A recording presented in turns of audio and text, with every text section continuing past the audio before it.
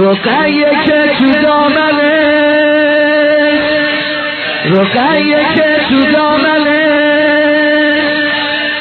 هم صحبت سر تو بود، هم صحبت سر تو بود، یه جورایی نازت میکرد انگار که مادر تو بود،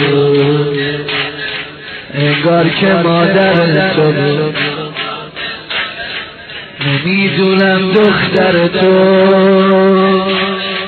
چطور نگاش کرده بودی، فقط میگم که با چشات انگار صداش کرده بودی.